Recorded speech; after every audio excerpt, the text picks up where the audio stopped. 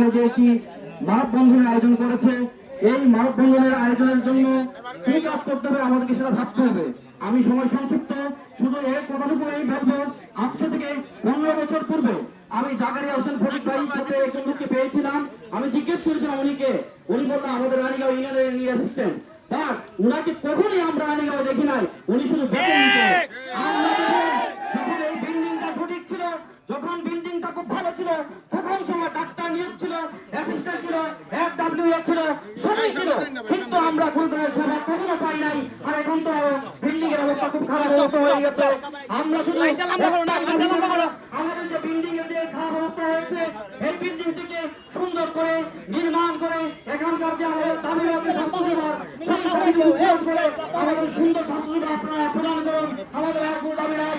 আর এই দাবি যদি পূরণ না করা হয়, রানীগাঁওয়ের যুব সমাজ যেভাবে আজকে মানববন্ধন শুরু করেছে, এই মানববন্ধনের মধ্যে সীমাবদ্ধ থাকবে না, এর জন্য তুমুল আন্দোলন গড়ে উঠবে। এর জন্য দায়ভার থাকবে যারা আজকে এই আমাদের এলাকার মধ্যে যারা আজকে সেই রাঘব বোলা রয়েছে, সেই রাঘব বোলা এবং কর্তৃপক্ষ দায়ী থাকবে।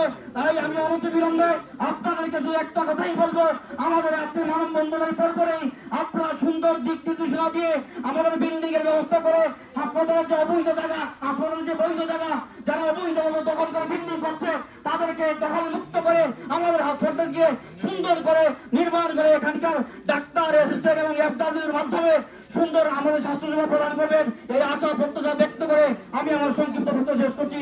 আবার সকলকে